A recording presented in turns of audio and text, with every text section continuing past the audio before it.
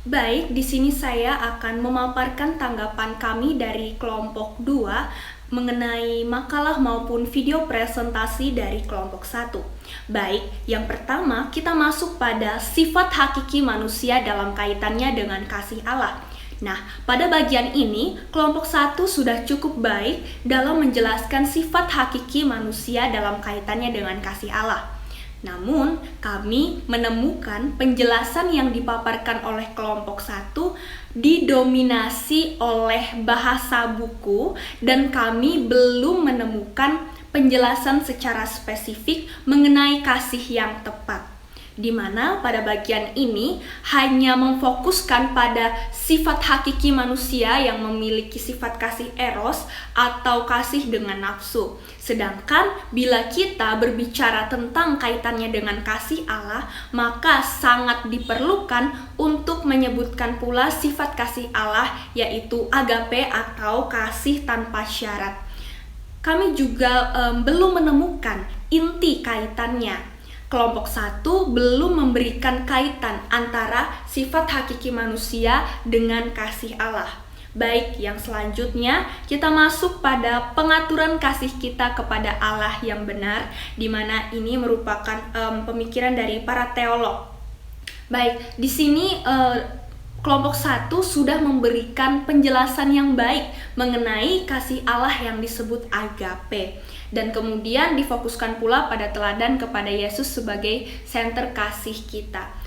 Saya ingin menjelaskan lagi bahwa kelompok 1 baru menyebutkan sifat kasih Allah yang agape itu pada bagian pengaturan kasih kita kepada Allah yang benar. Sedangkan di bagian awal tadi yang berjudul sifat hakiki manusia dalam kaitannya dengan kasih Allah, di mana seharusnya di bagian awal ini harus sudah disebutkan pula sifat kasih Allah itu tadi yang bersifat agape.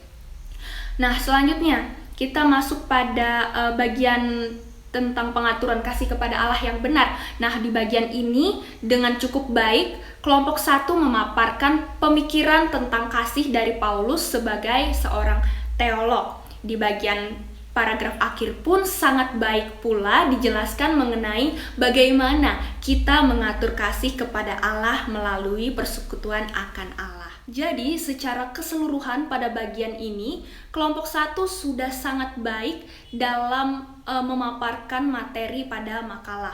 Kemudian inti yang dituangkan pun tersampaikan pada pembaca. Namun, sangat disayangkan, pada bagian pengaturan kasih kita kepada Allah yang benar ini, kami menemukan kelompok 1 sepenuhnya menjiplak bahasa buku atau materi dalam buku yang telah diberikan oleh dosen. Namun dengan kerendahan hati kami tetap mencoba untuk memberikan kritik materi yang telah dipaparkan pada makalah. Baik, tiba saatnya kami dari kelompok penanggap untuk memberikan kesimpulan dan saran kami kepada kelompok 1. Baik, menurut kami sebagai kelompok penanggap, makalah yang telah dituliskan oleh kelompok 1 sudah cukup baik. Namun perlu latihan dan perlu diperhatikan lagi agar makalah yang dibuat tidak sepenuhnya menjiplak bahasa buku atau materi bahan yang telah diberikan oleh dosen. Dan diperlukan pula kosakata baku yang mudah dimengerti selain daripada bahasa buku. Dan pada video presentasi, kelompok 1 sudah menjelaskan dengan cukup baik. Namun, perlu diperhatikan lagi bahwa setiap anggota masih terpaku pada bacaan dan belum dapat menjelaskan dengan bahasa sendiri.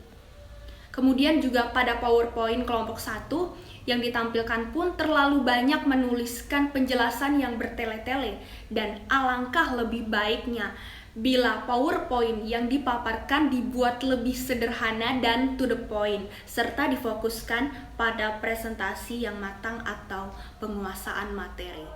Baik, demikian yang dapat kami sampaikan sebagai kelompok penanggap untuk menanggapi makalah maupun video presentasi kelompok 1.